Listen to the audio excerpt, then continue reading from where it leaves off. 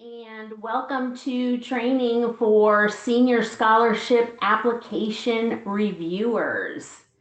My name is Angie Anthony, and I am going to guide you through this. I want to let you know that we will be recording today's session, and I'll send out the link as soon as we have that available. If you're returning, we've incorporated a lot of things from feedback that we've received from previous reviewers into this year. And so there's a little something for everybody. Additionally, if you have any questions as we go, you can pop them into the chat.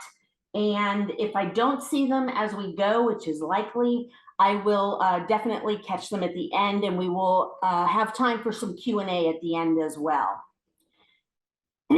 So our learning objectives for today are we're going to discuss the scholarship process itself. Then we'll talk about reviewing an award spring, where I will walk through the system a little bit, just showing you some screenshots. And then also, of course, deep diving into how to score the applications. Just another thing that I thought of, I will send you guys the slides afterward with the link to the recording, so you don't have to take copious notes. And just about everything that we cover today will be in your guidebook. So you should have all of the resources handy for you. So a little bit about Hillsborough Education Foundation. If you're new to us, we believe that strengthening public education builds a better community, and we believe that public school success is vital to our county's prosperity. And we also believe that a community engaged in making educational excellence a priority will transform Hillsborough County. And that's you. You are the community. You are currently engaging, and you are making a difference in the lives of our youth and setting them on the path to success. To set the stage a little bit, let's talk about last year. There were over 220 scholarships given. They ranged from $500 all the way up to a four-year University Florida prepaid. There was also a $40,000 award in there. And the total awarded to students in Hillsborough County was $645,000, which is just incredible. Now, where does that money come from? So we have a variety of donors, and some are even on the call. Thank you. So we have individuals and families that may want to give a gift in honor of someone or in memory of someone near and dear who has passed. We also have endowments that some families have left with us as well. We work with a variety of companies. The Outback and the Suncoast Credit Union are some examples. And we have a lot of nonprofit organizations that work with us, some sorority alumni groups, Kiwanis of Tampa. We have some Gasparilla crews, family foundations, and many, many more. So I mentioned that some donors are on the call, and that is because we actually have two sets of reviewers. So some are the donors, and they may be reviewing with their families, or others that they have recruited to assist them for their specific scholarships that they sponsor. And the second set is what I call the global reviewers, which are global independent volunteers who, out of the goodness of your hearts, are helping us get through these applications. And there is quite a bit to be reviewed. Each of the reviewers, regardless of which bucket they fall into, does sign a conflict of interest form, just in the event that there is some sort of conflict, just that you'll let us know, and we will get that juggled around and taken care of for you. I do want to point out, if you're on this call and you believe that you have signed the conflict of interest, I actually have 95 people who skipped clicking the finish button at the bottom of the conflict screen. So it looks like this right here at the bottom. When you don't click that, then I don't know that you signed the conflict of interest because it doesn't save anything except for a blank entry. So if you get another email from me that reminds you to do the conflict of interest, that is probably what happened. So I thought I would throw that out there since I knew the number was big. So let's move on to more fun stuff. So starting with eligibility, most important thing I think for all of you to know is that all of the applicants have been pre-screened for the scholarships they are applying for. So when we talk about our dear donors, when you are reviewing your applications, those applications you see have met the anything quantitative, anything that we can put a yes or no to, they've met that criteria. So it's just a matter of where you rank them after that. And then for our global donors, if you are our global reviewers, if you're not a donor and you're volunteering with us, you are not scoring the applications to meet a certain qualification. You're going to score the applications on their merit, on the individual merit. And you'll see, I'll walk you through how we do that today. The applicants are all Hillsborough County seniors attending public school, which includes charter and virtual, as well as homeschool and private school. Eligibility varies, in particular for the global reviewers. We have well over 100 named scholarships, each with different criteria. The list is actually on our website. If you're curious to look at them, we have a great variety. And there are the normal things you would expect, including financial need. Not all scholarships are financial need based, so we have availabilities for other students. Now, the scholarship process itself is one that we're in year round. Donors are graciously contacting me and giving funds all year long. The application this year opened November 1st and it will close on the 31st. So students will be done applying at the end of this month. Then I'm going to do a little magic behind the scenes and have everything ready for you guys to start reviewing on February 7th. And that will run through the 29th. So you have about 3 weeks to get through the applications. After that, we will be notifying the students pretty much in April through very early May. And then the recipients from May through February 28th of 2025, if you can believe we're talking about that already, that is when the students will claim their funds. So the students are all going to get an email notification out of the system from us, notifying them whether or not they were awarded a scholarship. Don't worry, that's not something that you can trigger, only I can trigger those notifications.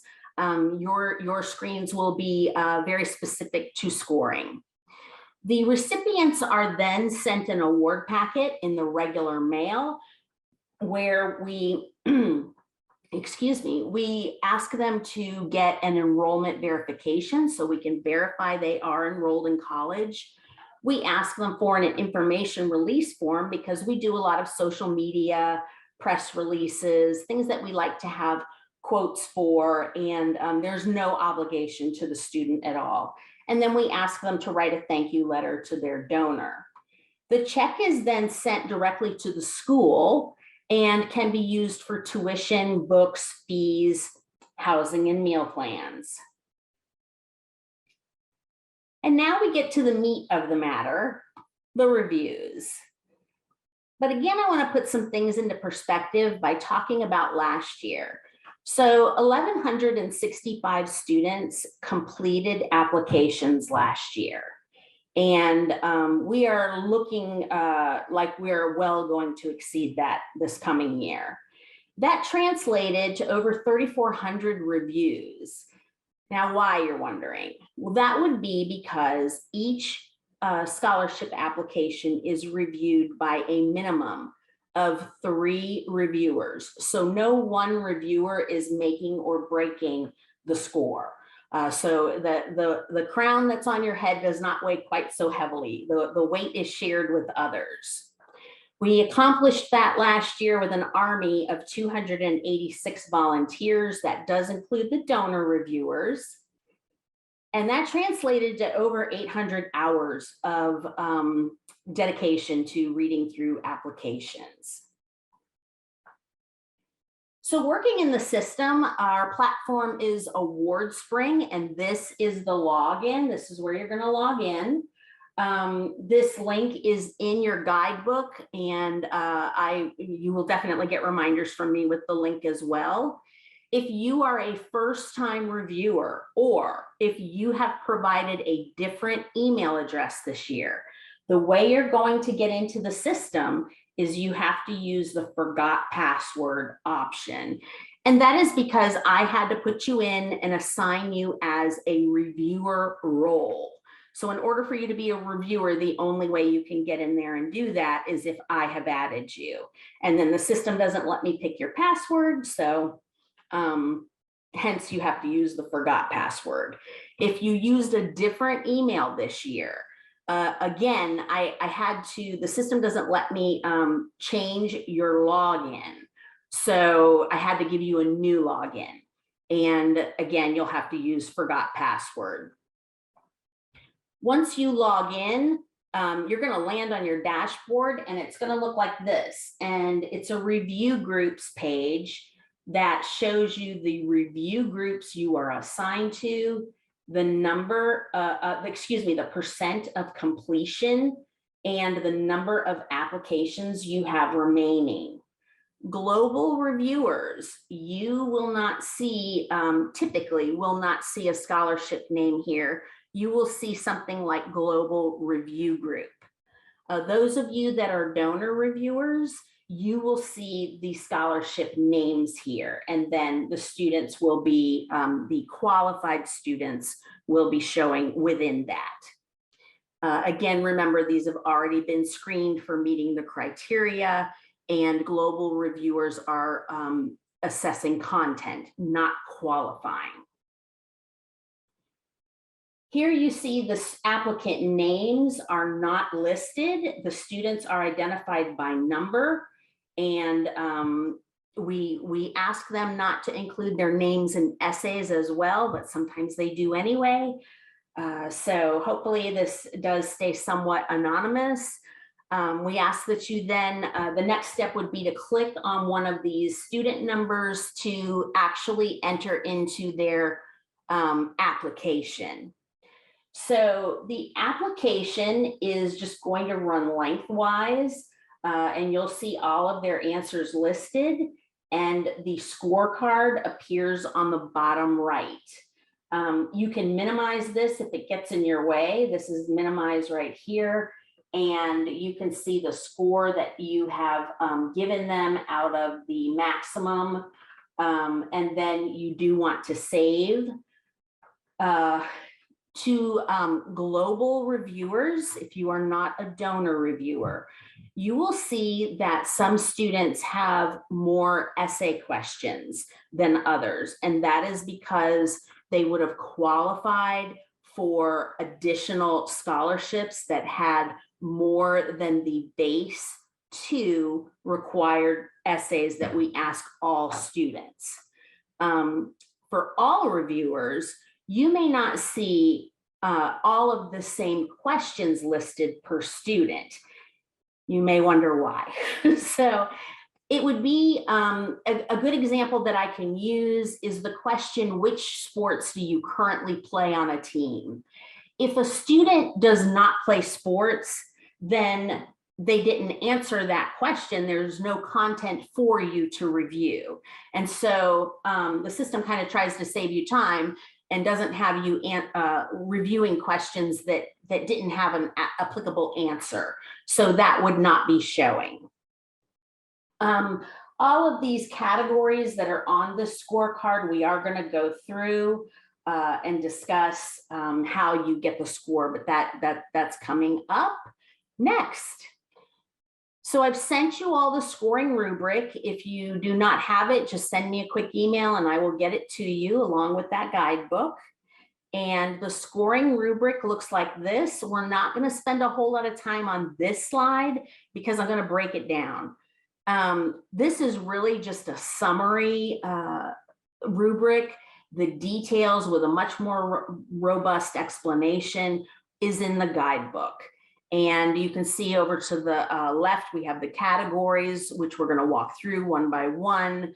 But we're scoring based on GPA, extracurricular activities and leadership, community service hours, content of the essays, the grammar and spelling. There are bonus points for use at your discretion. And then we do give some points for whether or not they are working. So diving in, the unweighted, we use the unweighted GPA that is worth a total of 20 points. With the unweighted GPA, the highest they should have is a 4.0. And you will score within these categories. And I'll show you, we have a table to make it easier. The application question is written just like you see here, the cumulative unweighted GPA high school. And cumulative unweighted GPA, we word it this way because that is how it is written on their the students' report cards. Here is a handy dandy chart to help you do one-to-one correspondence for ranges. So that 0 through 1.99 GPA would net the student 0 points. And so you go accordingly down this table. Thank you for the feedback, previous reviewers. I didn't realize that many of you had created something like this on your own. So we have created it for you. It is in your guidebook, and hopefully this will help you guys out. Another suggestion that was received was to have a WordSpring automate this, and I did provide that suggestion to them. They actually really liked it.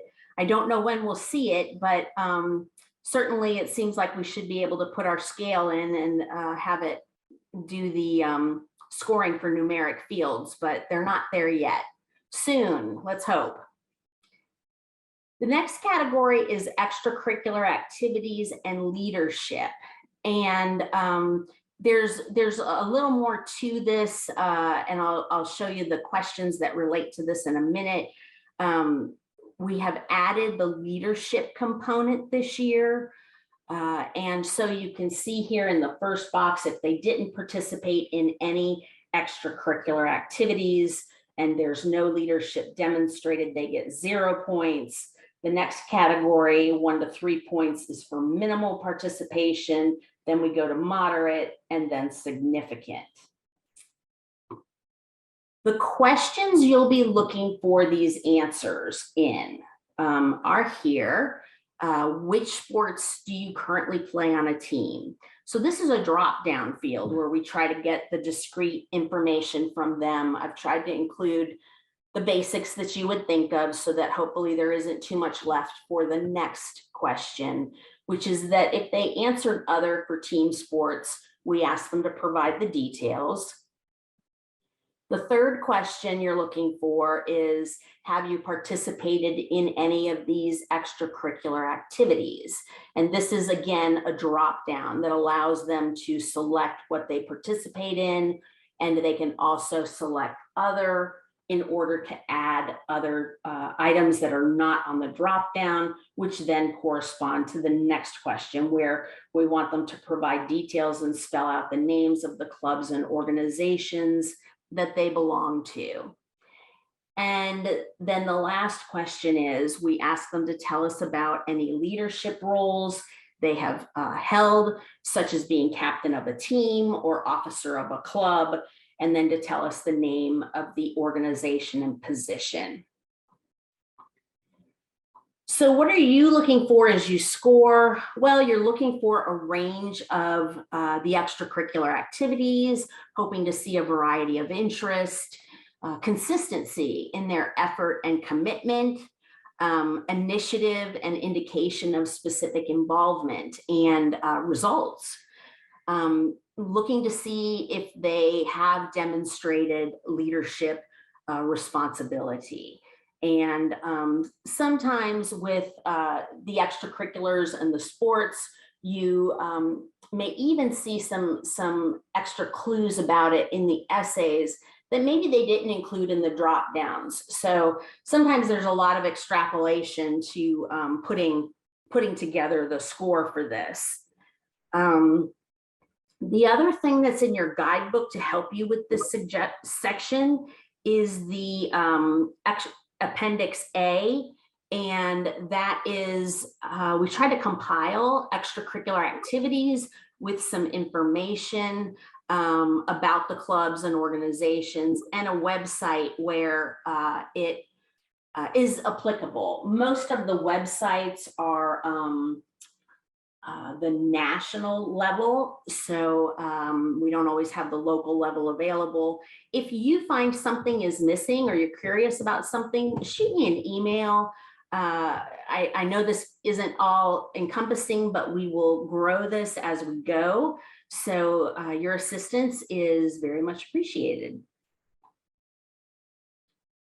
The next category we have is their community service hours. So the related question is, how many total hours of community service have you completed while in high school? And you can see again, they get 0 if they didn't do any hours.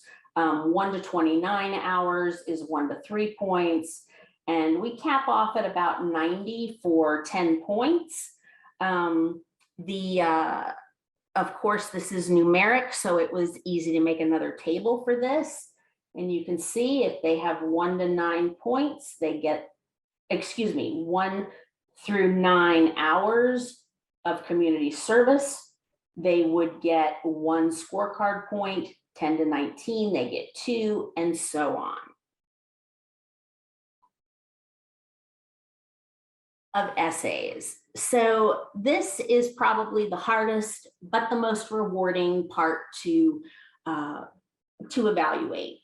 Again, I've given a kind of very loose description here, and we're looking to see that they've answered the question, and we go from there. The next slides have some more information for you and details, and there is a more full, robust explanation in your guidebook. But the required essays are these two that we show here. So we want to know about you. Tell us your story and what's special about you in at least 250 words. The second required essay question, so all of you will be reading the answers to these first 2 questions. The second one being, you are competing against many other students for funding in at least 250 words. Please tell us about your future plans and why you, out of all the applicants, deserve an essay.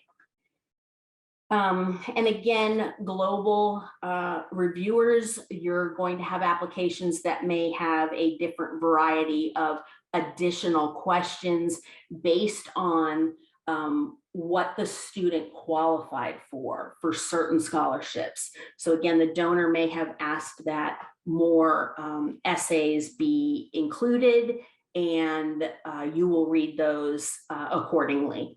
And to our donor reviewers, of course, yours are going to show the essays that you have requested in addition to the required 2. So obviously this is very subjective. And so we use a minimum of 3 reviewers, as I mentioned earlier, to score the applications, and then scores are averaged. Things you're looking for. You want to see that the sentences are cleared and varied, that the student used appropriate vocabulary and advanced sentence structure. Did they establish a definite point? Did they answer the question? Answering the question is definitely an important one. We want to hear that story from them. All of us do. So did they engage us? Did they include details? Was it interesting and compelling? Did they reveal their character? And did they not copy paste? So hopefully none of you will see this, but it's happened in the past where some students wrote one essay and copy and pasted the answers across all of the essay questions. So it definitely would be very hard to write one essay to answer all of the questions fully. So I would say score accordingly. 250 words is a large paragraph. We're not asking you to count the words. You're just looking for a big paragraph. And there are examples in your guidebook of some high scoring, well-written essays that we have received. And then we take into consideration their grammar and spelling. We do recommend in the application, it specifically recommends that they use Word and then spell check and grammar check their writing before pasting it into the application. But do be aware, some students are using their phones to apply. That's very hard to do. And for some students, that is the only device they have access to during a time that they can actually set aside to apply.